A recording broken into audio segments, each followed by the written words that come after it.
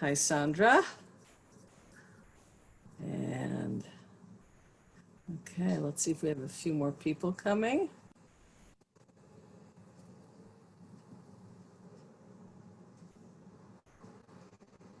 Naomi, you're so on top of this Zoom thing. We've done a bunch of lectures already, and I am. I'm very much on top of this. Yeah, I got the Zoom thing down pat. I definitely do.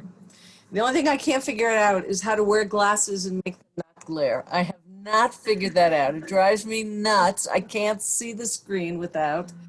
But I need my glasses to see, so I kind of take them on and off. So apologies about that.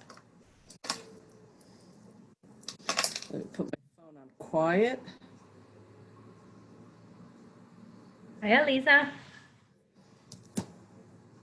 Hi, Lisa. Hi. Nice to see you. You too. How are you? Good. Good. We'll just wait another minute or so and then we're going to get started. Okay.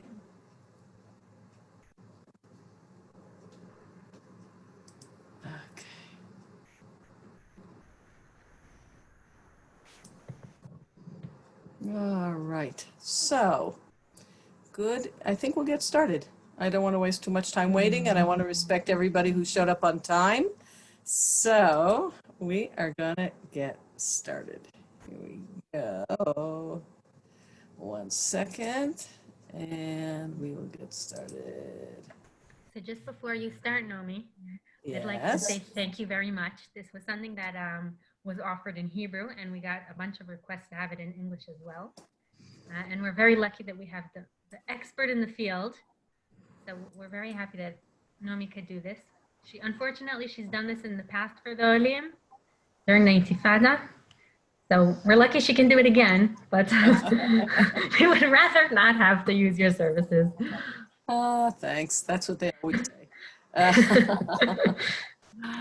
I always say what I teach is resilience. So we're going to need resilience no matter what, without intifadas, without COVID, without trauma. Life is life, and stuff happens. So the stuff that I teach really has to do with living life to the fullest. So I think if we look at it from that angle, I'm never going to go out of business. So we'll take it from there. Okay, so I wanted to actually, just to get a sense of my audience here, I wanted to do a poll, a quick poll before we get started. And here is my poll. Let's see, launch polling. Let's see, launch polling. Let's see if that works. No, I don't want you to see both questions. I just want you to look at the first question. You can answer the second question too. Go ahead, answer the second question too. First question is, how long have you lived in Israel? And second question is, what is your level of stress right now? From 1 to 10, with 1 being totally relaxed and 10 being totally stressed out. So you can answer both questions. I thought they were going to come up separately, but apparently not. So I'm going to keep admitting people as they come in.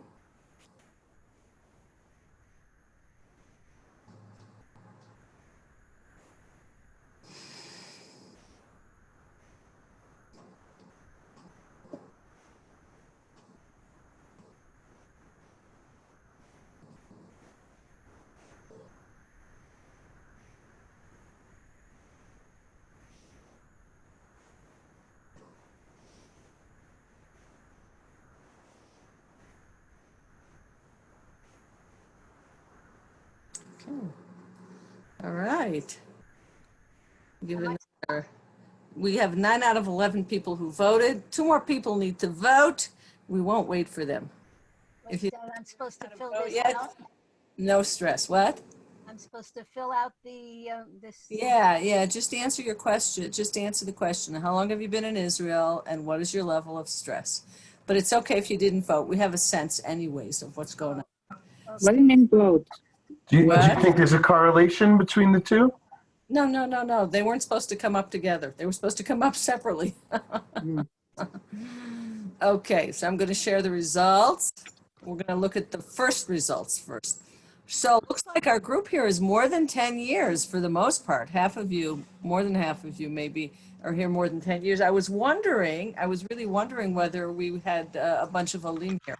I really wasn't sure, and I see we don't, and that's fine. I just wanted to get a sense of who's in this group. So let me introduce myself. My name is Naomi Baum. I have been a resident of Efrat since 1993, which is a good long time.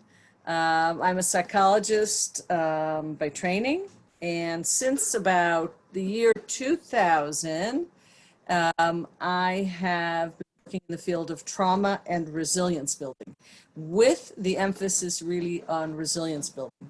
And we're going to talk about resilience tonight. We're going to talk about rediscovering our resilience. And I would just mention that I recently did a series for the OU.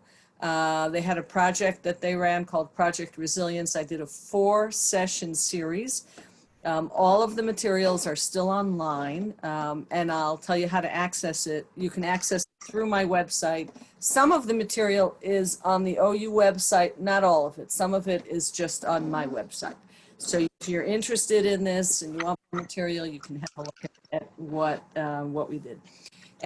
Anyways, so I've been working in this field for a good long time, with the focus being on what people can do to help themselves.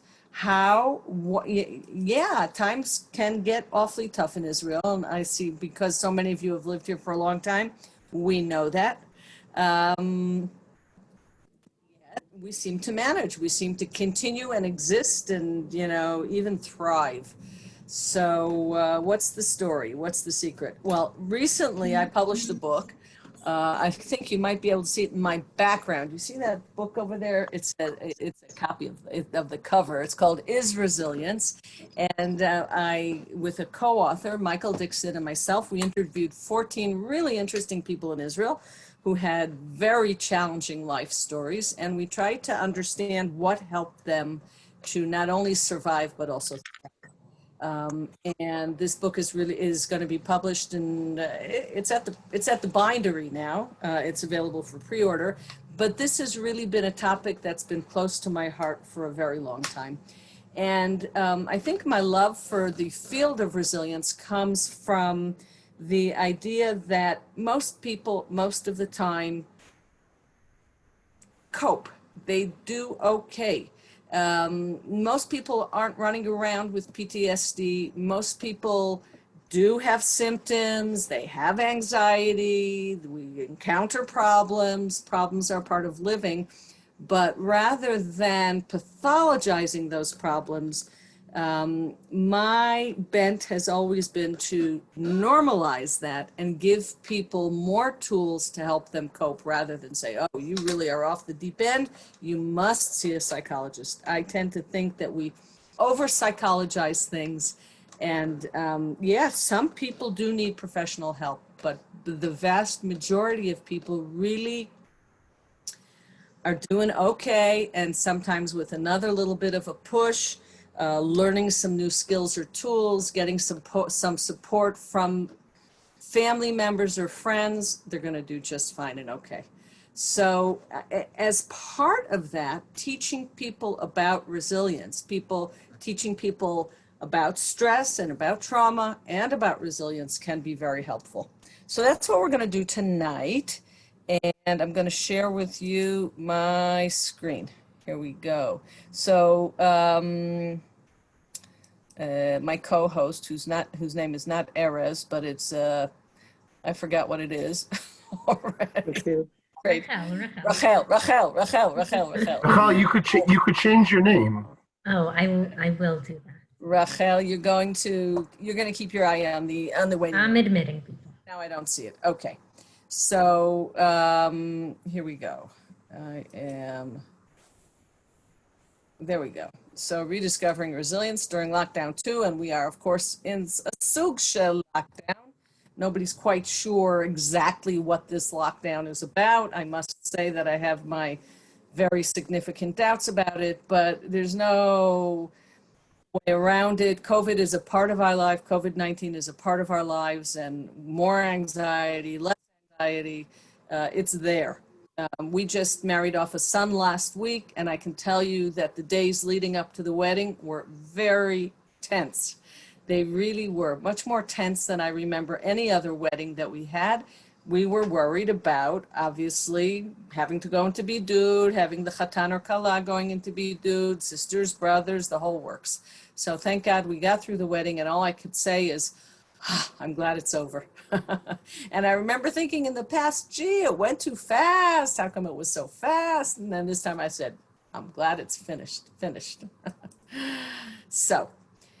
So what have we had so far? We've had quarantine, lockdown, no or few visits from children or grandchildren, no or few nights out, no or very few weddings, bar bat mitzvahs, no shul, outdoor minyan, and now we're in lockdown too. That's what we have. We've kind of gone through a lot. It's been 6 months.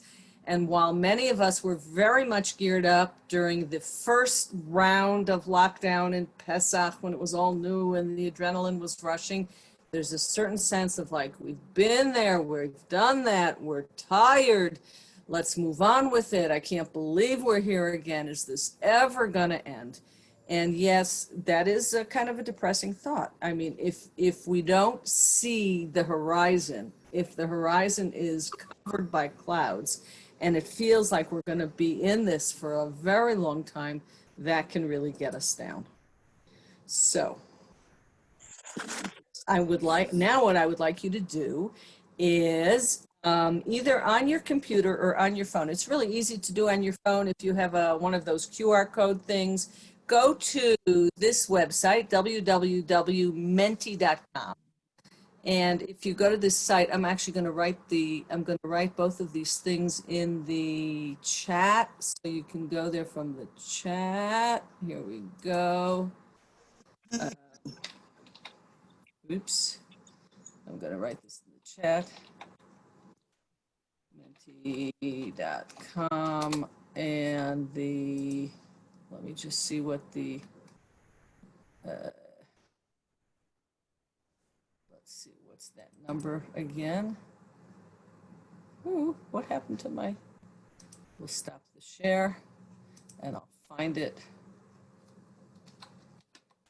There we go. Okay, 41012. 41012. Where are we? Where are you guys? 41012 chat. The code is 41012. I hope that's the code. Sometimes they shift it on me.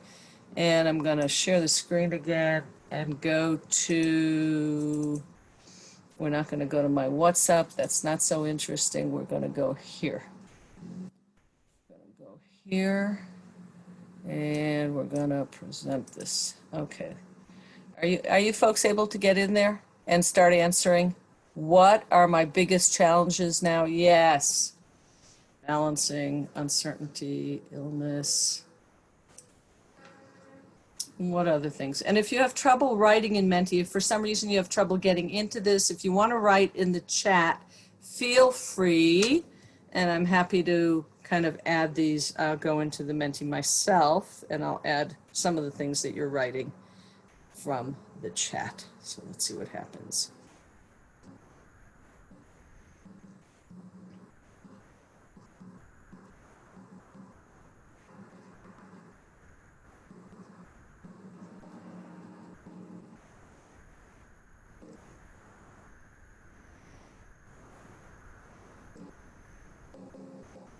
One. Is anybody writing in the chat? Let's see. Nope, nobody's written in the chat. If anybody wants to write in the chat.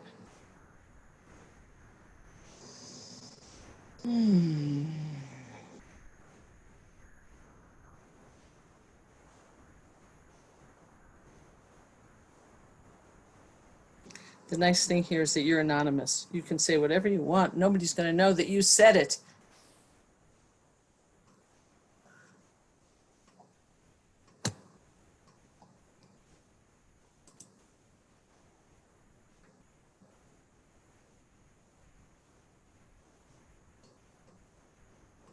Okay, let's see what kinds of things.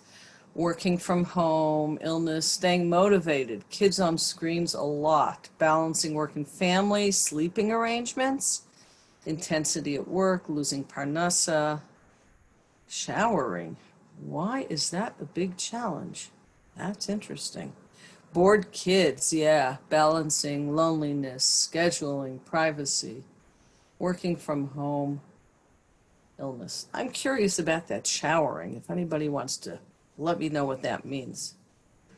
Why is showering a challenge?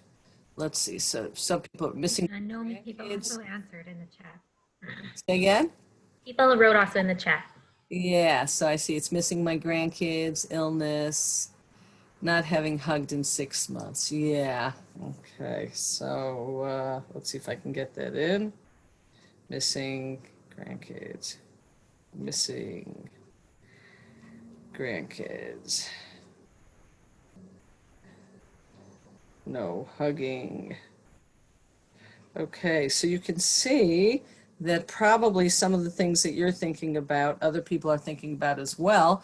And words that come up more than once get bigger. So uncertainty is definitely a big one. And that is a huge challenge. How do we negotiate this uncertainty?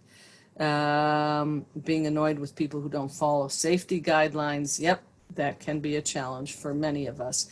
And one of the things that we're going to notice is that people have different boundaries and different kinds of guidelines. What works for one person, what feels right for one person may be totally different for somebody else. So we really have to be careful about, judging other people. We don't control other people. We only control ourselves. And we have to remember that. And that's a lesson that's often very hard to accept, and particular during this time. Okay, so let's move along. How has Corona actually affected us? So we talked, these are a lot of the things that we saw on our board there. Uncertainty, anxiety, fear, lack of control, too much family or kid time. People were talking about, oh, how great it was, family, kids. And I think at this point, it's like, okay, we got it. We got through the first 3 months, and then we had the summer, and finally the kids got back to school, and whoops, here they are home again. And that is extremely challenging for parents. And I know in this group, we have a wide age range. We have people with young children at home, and we have people with teenagers at home. And then we have empty nesters here. And for the empty nesters, there's too much loneliness. There's too much time. I know those with kids can't even imagine that, but it would be nice if we could reach some kind of balance here between those who have too much time and those who have no time. Those who have, unbelievable amounts of actual control over their own time, and those who feel like their lives are just kind of going to pieces. So that it's kind of like kitzoni, it's extreme in both directions. And even those people who are home with kids may often feel loneliness because they don't see their parents or they don't see their good friends. They haven't been, those people who travel a lot haven't been able to travel to see their loved ones. So there's certainly a sense of loneliness that's pervasive. And I think for the older crowd, and I have spoken, I do work with seniors, and I'm moving into that age range myself, but also I have some friends who are quite a bit older than me, and parents and in-laws. The sense of lack of activity, and for some people, lack of purpose is pervasive and very, very difficult because their whole lives have changed. So let's just backtrack for a minute and try to understand a little bit, and this is really in a nutshell, the notion of the relationship between stress and trauma. One question that people ask is COVID a trauma? And for some people it is. And for many people it is, but for many people it's it's not just, it's stress. And it's a little hard sometimes to kind of find the dividing line between stress and trauma, because I think we like to think about it as a continuum from low stress to extreme stress, which can be trauma. Trauma is very often characterized by something that's an event that's life-threatening, that comes upon us suddenly without warning and destroys many of our the structures of or the way we think of life. And in a lot of ways, Corona has definitely done that. It's really the apple cart. It's changed the way we think about lots of things. And I wouldn't argue with anybody who says that this has been very traumatic for them. I would not argue with that, but I think for the most part that I would look at Corona as a stressor, a very significant stressor for very many people. Of course, those who have lost loved ones, whose loved ones have died either suddenly or become very ill, that is clearly a very traumatic thing. Can I ask So- can I ask what's eustress? The first Yeah, one?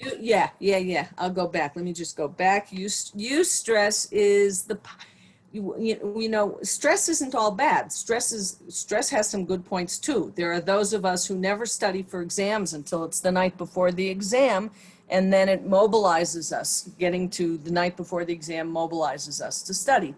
Weddings can be stressful. They can be very stressful, but it's a positive kind of stress. Moving, changing jobs, having babies, these are all things that bring with it stress, but usually we think of them as positive events. So that's what we would call eustress, as opposed to distress when the emphasis is on the negative. Let's go ahead. So we checked out our initial stress levels, and let's see if I can find them. Can I find them? Polls, yeah. Here's our results. What's the level of your stress right now? So 6 and 7 were the highest, but still there were plenty of people who were down at 1, 2, and 3. And nobody was up at 9 or 10. So you know, 8 was the highest we had. Okay. So what I wanted to do with you folks is I wanted to actually take a moment and breathe. That's my picture to breathe. That's a picture probably I took sometime in the last 2 or 3 years out on the ocean. And what I'd like you to do is actually take a moment, put your feet on the ground. And if you want to look at the picture, look at the picture. And if you prefer to close your eyes, you can close your eyes. And just begin to notice your breath. We're going to do this for about 1.5 minutes. I call it a minute of mindfulness. We're just going to notice our breath, breathing in through your nose and out through your mouth. And one of the things that happens when we notice our breath is that it usually slows down. It usually becomes deeper. And as you notice your breath, you can count the in-breath if you like, to the count of 4. Count the out-breath to 5. We can do that together, breathing in, 2, 3, 4, holding for a moment, and out, 2, 3, 4, 5. And as you continue breathing, what I'd like you to do is notice how your feet feel on the ground. If they're in shoes or sandals, notice how they feel. And then notice how your seat meets the chair and how your back is supported by your chair or sofa or wherever it is that you're sitting. Just notice how that feels. And notice the sounds around you. whether they be close by or a little bit farther away, or even farther away than that. Notice the air on your face, if there's a breeze or a coolness in the air or heat. Whatever it is, just notice how the air feels on your skin. And you can take a deep breath and notice if you smell anything in your environment.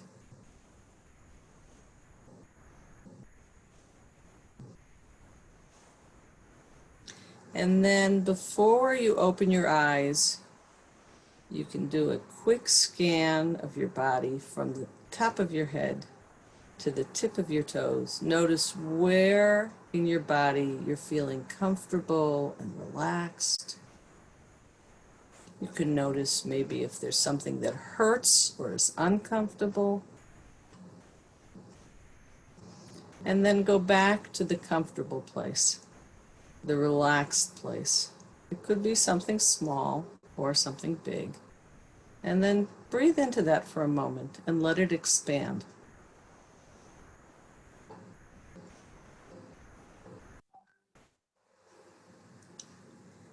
And when you're ready, come back to the group, open your eyes if they were closed. And what I'm going to do now, let's see if I can do this. Yeah, I'm going to launch that poll again. Ask yourself this question: what is my stress level now? Okay? What is my stress level now? And I'm going to relaunch the poll. So we're just paying attention to the second question. What is your level of stress now from 1 to 10? And just quickly mark it off. I'll give you guys a minute for this poll.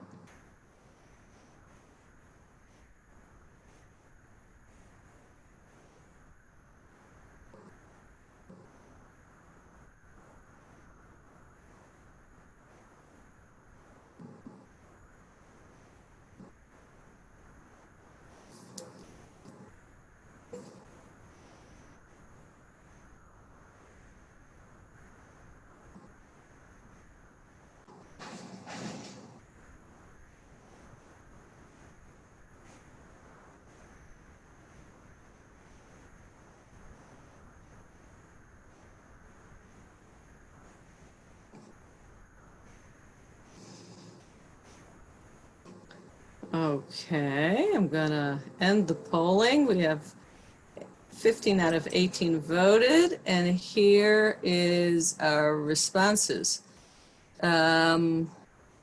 Totally relaxed. It looks to me like we had a significant drop. The 8 moved down, and everybody, well, most people moved down. It could be that you didn't move down, but if I were to ask you, probably you moved down maybe 1 or 2 points.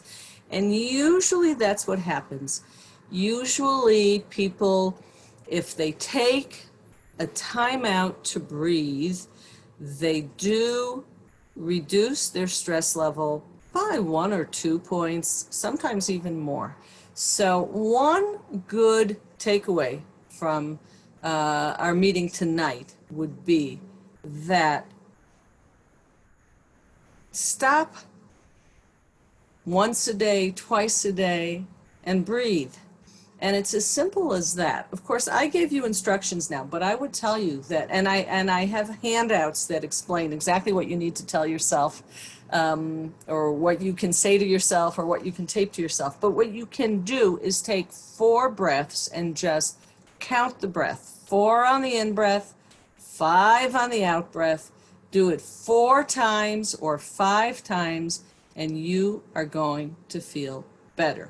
The other thing that you can do, and that is what we did just here, is try to pay attention to each one of your senses one by one: tactile, smell, sound, and just notice without saying I'm comfortable, I'm not comfortable, it's too noisy, it's too hot. You just notice it.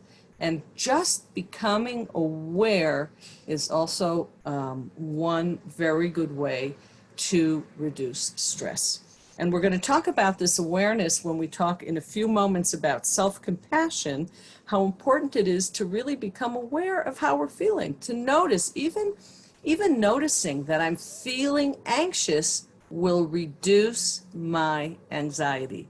Becoming aware does that for us. Okay, so when we talk about resilience, and dealing with difficult situations, we have some assumptions here, and our assumptions, I think I've actually said a lot of these things already, is that most people are resilient.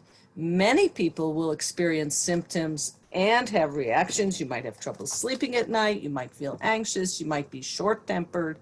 You might be cranky.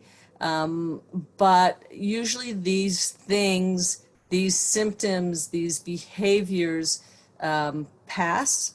We learn how to cope with them. We may learn new tools. For example, tonight we're getting together, we're learning some new tools. Most people recover without need for professional help. Sometimes a consultation is enough. And we can all help ourselves with simple self-care techniques, and that's really what we're going to focus on tonight. So let's talk for a moment about resilience. What is this word resilience? We all seem to know what it is. It's very hard to define, and psychologists and researchers have had a very hard time defining what resilience is, but I've given you a variety of words that are all related to resilience. It's the notion that people can bounce back after experiencing trauma or extreme stress. So when COVID first hit, Corona first hit, we might have really kind of like done a deep dive, and then we bounced back. And there's this notion that it's not really quite bouncing back, because we never go back to exactly where we were. It's more a bouncing forward. We've learned from what's happened to us. We're always learning. Life is so dynamic, it never stays the same. There's an element of flexibility and elasticity in resilience. Resilience, the word resilience comes from the field of metallurgy, and it talks about a piece of material like steel or wood, and how much you can bend it before it breaks. That's what resilience is. So a resilient material you can bend. It's very bendable when it's under stress, and that's the whole idea behind resilience, that we kind of move with the punches. We go with what there is. And the other notion with resilience is that if one method of coping doesn't work, if one behavior that we've tried, really we're hitting ourselves up against the wall, we have the ability to try something else, to step back, become aware of what's not working, and try something else. We have different coping mechanisms in our toolbox, and we'll talk about that a little bit. Resilience, and it is for the long term, and certainly 6 months of COVID already feels long, but it looks like it might be longer, and it's related to stamina and strength as well. And I love this spring because I think it gives us a sense of exactly what resilience is. There's pressure put on the spring. We're the spring. That's the stress. And a resilient person is able to come back and function despite the stress.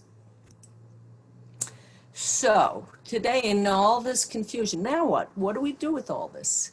And I think that this time might be, well, at least thus far, the most difficult of all, because we're kind of worn down.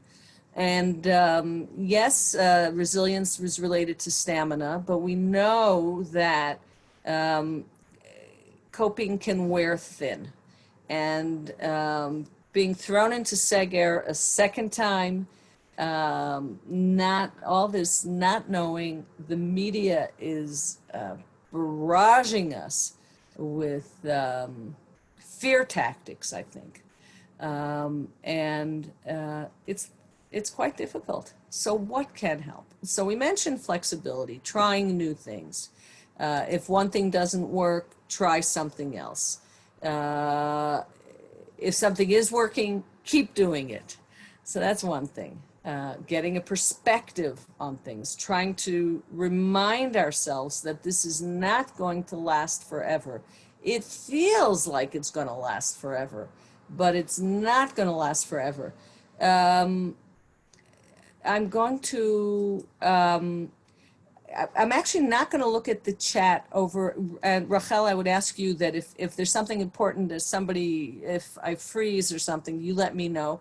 You're all welcome to ask questions in the chat, and I'm going to allow some time, woo, our time is going fast, some time at the end for some questions. But I want to roll along here because what I really want to do is I want to talk about self-compassion. Compassion for others, not to others, that's a mistake. Compassion for others. And I want to talk about self-compassion because I think that's a concept that is really important these days and can really give us an insight into what we can do for ourselves. So self-compassion is a term that has a woman named Kristen Neff, N-E-F-F. I can write that in the chat if you want. Her name is Kristen Neff. She's written, she has a website, and she's written a lot about it, and she's actually researched self-compassion. She developed the self-compassion scale. It's very much related to mindfulness and awareness, but it takes it one step farther. So what she says is that self-compassion involves recognizing that we're having a tough time, that it isn't easy. It's not easy either being home with kids. It's not easy not having grandparents around. It's not easy not having grandkids around if you're a grandparent. None of this is easy. And being aware and recognizing this is the first step. The second step is being kind to ourselves. So how do you be kind to yourself? And what Christine Neff suggests we do is that we treat ourselves like we would treat a good friend. If we had a good friend who was going through a hard time, what would we do for them? We would listen, we would try to soothe them, we might give them some ideas, we would listen. We might suggest going out for coffee or doing something nice. So the idea is being supportive and understanding towards ourselves when we're having a hard time, rather than getting into that self-critical place. Rather than getting into that self-critical place, when we're having a hard time, be nice to ourselves. So rather than saying, oh, I'm a rotten mother, I yelled at my kids again, I can't believe it. Okay, it's a tough day. It happens. And then the third piece of self-compassion is remembering that we're all in this together, that the whole world is in this, and certainly the whole community is in this, and everybody is experiencing difficulties. We are not alone. And I think getting together, for example, in an evening like this reminds us that we are all in this together. Reaching out to other people, not being alone with it, is also a self-compassionate thing you can do. And here's another little infographic that I thought was helpful. So she talks about mindfulness, which we just talked about, being open to the present moment, being kind to ourselves. We are as caring to ourselves as we are to others. And then recognizing our common humanity, that we share the human experience. There's pain, there's anxiety, there's fear, and connecting to other people around this. So there's some interesting research. Some people think that self-compassion sounds rather narcissistic or very self-involved, but in fact, when people are compassionate to themselves, they actually feel better and are able to reach out to other people in a way that they don't when they are sunk under that morass of whatever it is, that despair, and feeling so awful. So we mentioned earlier, so being compassionate is one thing that I think is very important during this time. Going easy on ourselves, going easy also on the people around us, being compassionate to the people around us, whether it be our spouses or our children, or our neighbors or our friends, just going the extra mile with them. And this notion of 1 minute of mindfulness, which I mentioned before, stopping and breathing, I really like this this picture because I think it gives us the sense of mindful when your mind is busy rushing and ruminating and thinking and thinking and thinking, or when you're focusing on the breath and you're able to empty your brain. And that's what we're talking about when we're talking about being mindful. We're talking about emptying the brain and being present in the present moment just with the breath is something that we know studies show really, really reduces stress. So again, if we talk about self-compassion, I'm going back to that again for another minute. It's turning off that inner critic. It's the awareness that I am going through a difficult time. This is a difficult time. Objectively, it is a difficult time. And then mobilizing, soothing, and caretaking for myself, whether it's breathing or taking a time out. Maybe it's taking a bath or taking a walk or just sitting down and having a cup of coffee or calling a friend. And think about how you would support a friend in distress and turn that inwards. You wouldn't be critical of your friend who was going through a hard time. You would be there to support her or him. And that is the key in self-compassion. One more piece that I want to get to tonight before I get to the questions and the conversations, and that is the whole notion of gratitude. There are wonderful studies that show that people who are able to express gratitude feel greater happiness, more positive emotions, have better health, better relationships, and are better able to deal with adversity. Some of the names associated: Seligman, Emmons, McCullough. I can give you more if you want, but it's quite simple. What does it mean to practice gratitude? So there's been lots of studies on this. This is a very popular area of study in the field of positive psychology. And what you need to do is, and I'm going to ask you to do this right now, after you look at our little Piglet cartoon. Piglet noticed that even though he had a very small heart, it could hold rather a large amount of gratitude. So what I'd like you to do is take a piece of paper. I hope you have a piece of paper nearby and a pen. And I would like you right now to write down 3 things that you are grateful for.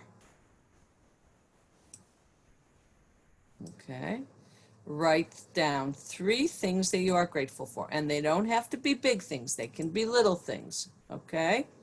Big things, little things, it makes no difference. Okay. Just write them down. And then what I'm going to do, after I'm going to give you 2 minutes to write.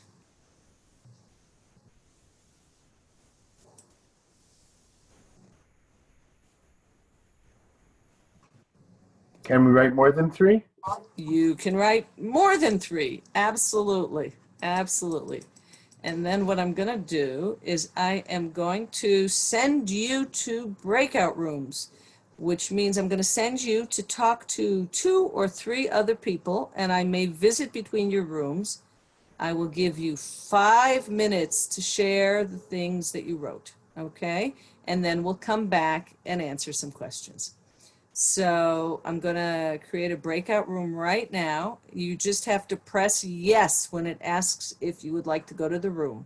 So I'm going to make sure everybody gets into a room, and I'm going to do it right now. And I'll see you again in 5 minutes. So what I'd like you to do when you get to the breakout room, introduce yourselves and share what the three things that you're grateful for are. And if they're too personal or too private, then just share one of them. That's okay too. Just share as much as you'd like. Okay, here we go.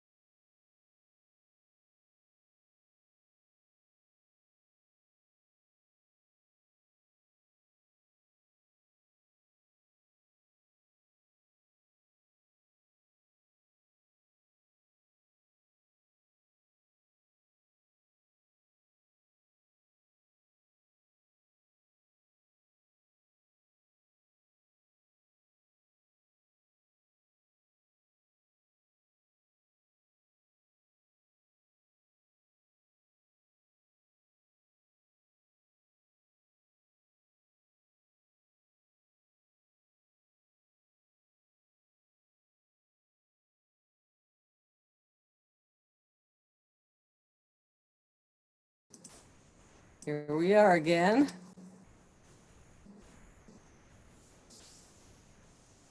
So, let's see.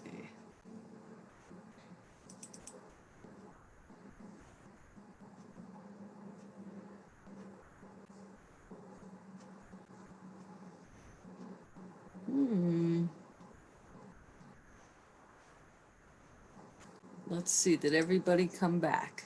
Not yet. Let me stop the share and let's see what's doing. Where is everybody? They should be back. Yeah, here's everybody coming back. Okay. So, welcome back. I know that was very brief, but at least you got to see that there were real people behind there for the most part. There were a couple people who never opened up their microphone. So next time I should suggest strongly that when you go into the breakout room, open your camera, open your microphone so people can see you. But I hope that that was both interesting and enlightening for you. And I want to just finish up quickly my PowerPoint and then take questions. So if you're starting already to have some questions, write them in the chat and we'll just continue here quickly. So this is takeaway number 2. Takeaway number 3. Takeaway number 1 was breathing, mindful breathing. Takeaway number 2 was self-compassion. Takeaway number 3 is gratitude meditation. And what I would strongly, strongly recommend that you do is get a notebook or a piece of paper, and every day for 1 week, write down 5 things that you are grateful for. They can be big things, they can be small things, they can be, thank God for the good meal my husband made me tonight. Thank God, I'm thankful for the good night's sleep I had last night. I'm thankful that my son got married. Now that was a big one, right? That was definitely a big one. Thank God for my good health. They can be big things, they could be little things. It really doesn't make a difference. The research shows that it doesn't matter. So you write down somewhere between 3 and 5 things that you are grateful for every day, and do this every day for a week, and notice how you feel after completing the writing assignment each time. And my guess is that you are going to feel better. Okay, so these are definitely times of uncertainty. And I kind of like this picture also. The one thing we're certain of is uncertainty. And what can help us? So organization, a daily plan, a weekly plan, having some kind of structure is really important. And this, I think, is particularly important for people who live alone, or who don't have other people around them. It's a way to create a certain amount of certainty in a life where there's so much uncertainty. Getting reliable information, but not overdosing. Do not watch television news too much. Do not listen to radio news or read newspapers too much. Cut back. Put yourself on a media diet. And the final thing is finding meaning, where think about what gives your life meaning and what else you can do to bring meaning into your life, whether it be helping a neighbor or calling a friend who you know lives alone, or making a meal for somebody who's sick or in quarantine. There's a lot of ways that we can feel useful, find meaning in our lives, and that's important. I'm not going to go through all of this. What I'm going to do is I'm going to post this PowerPoint on my website so that you can see it.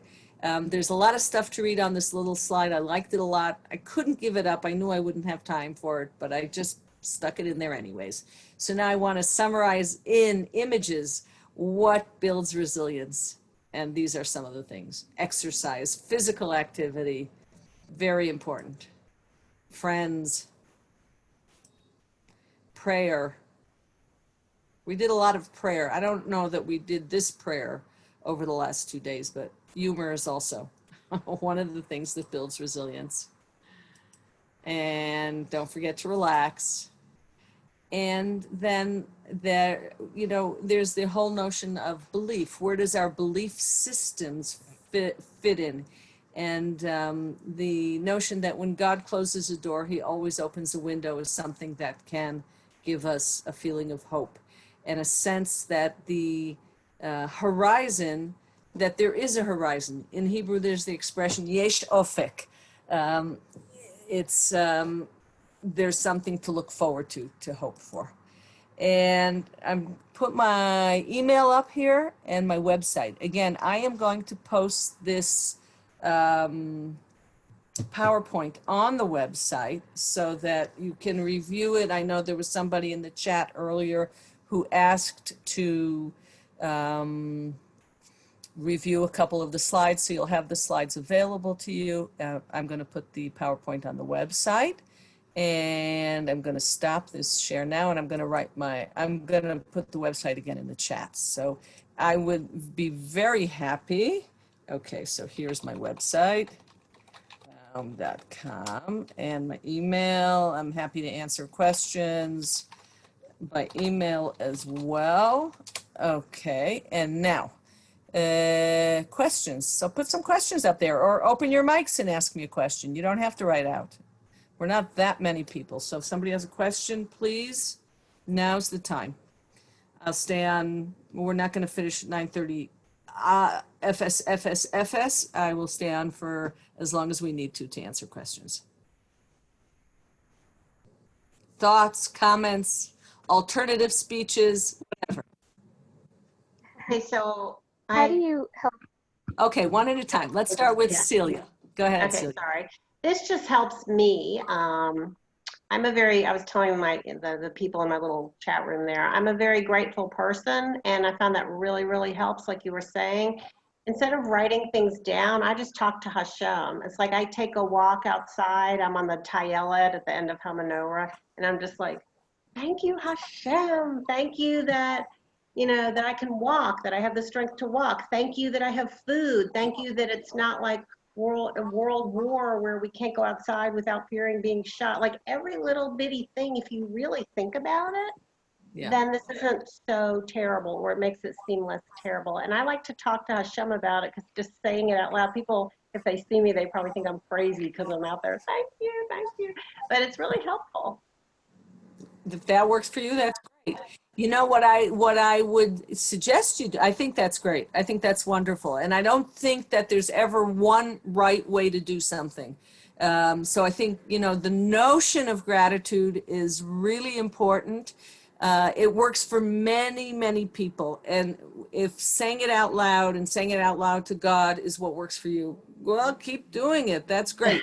I would suggest, though, is you try 1 day or 2 days writing it out and see if it's different. See what that's like. Just out of curiosity, see what Okay. that's okay. Mm-hmm.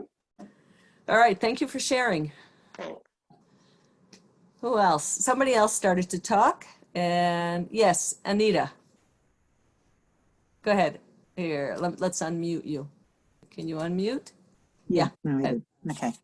I wanted to ask, I feel it helps me a lot to help someone else. But now with the Seger and now with the being inside and that, so what do you do? I mean, how can you help others?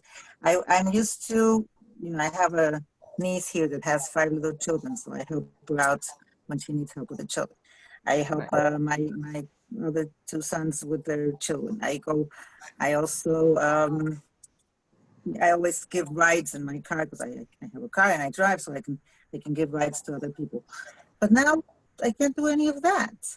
Right. So Right. how am I supposed to?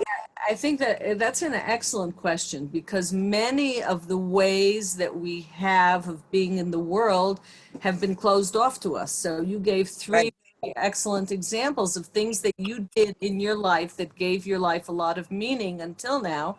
And now you got to figure out, okay, so what can I do? And it's a good question. It's a great question. And I don't have an easy answer for you, but I believe that there is an answer. So there is there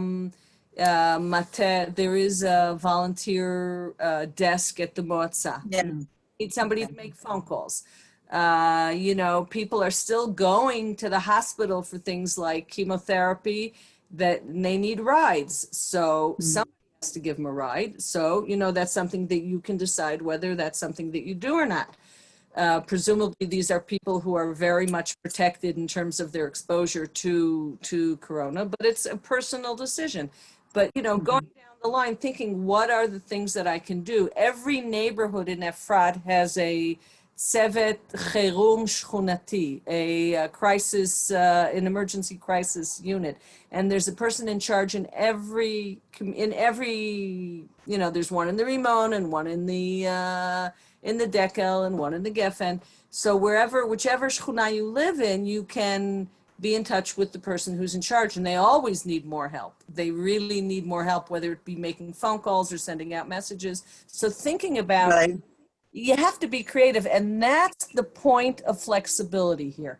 That's exactly the point how I think flexibility is related to resilience. So your usual methods of coping are not available, you got to find something else. Identifying that you need to find something else is the first step. Yeah, because you can't do the same things I used to, and also because I put myself in risk. Right. I can't. Right. Okay. Thank you for. And I still take care of my mother, so I can't take any risks. Right.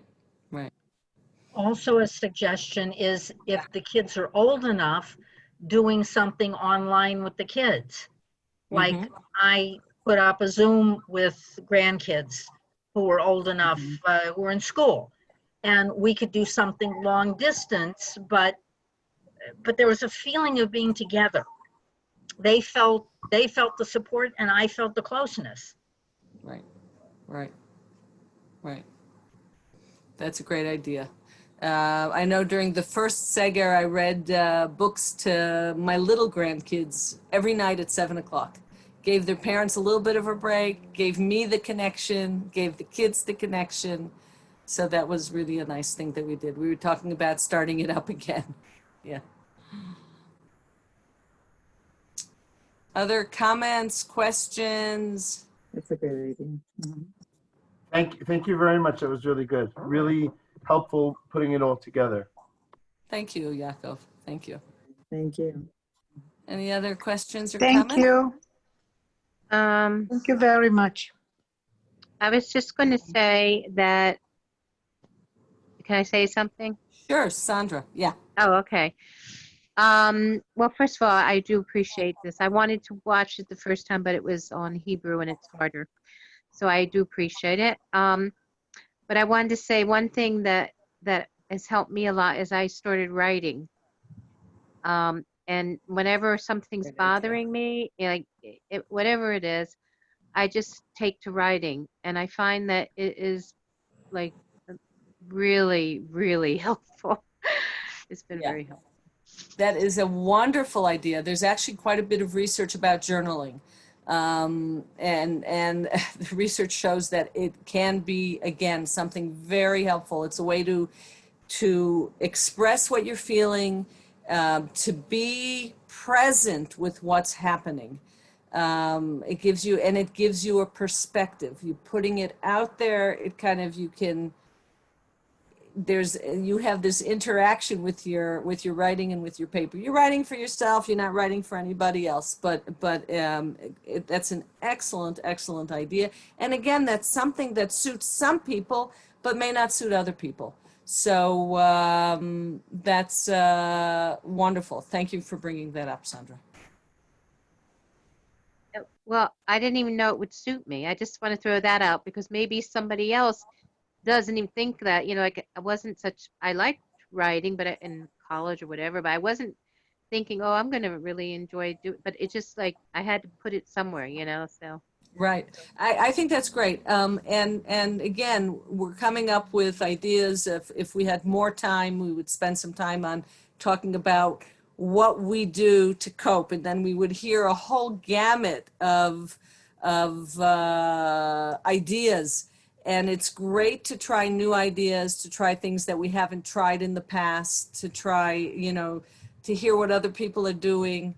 It gives us ideas. Sometimes it's things that maybe we did a long time ago and haven't done in a long time. So, like you said, you weren't writing for a long time, and now you started writing again, and that's great. That's great. So you're putting it out there, and maybe somebody here who's listening is going to say, "Hey, I'm going to get a notebook or open a notebook that I have in the house, and I'm going to start." That's all it takes.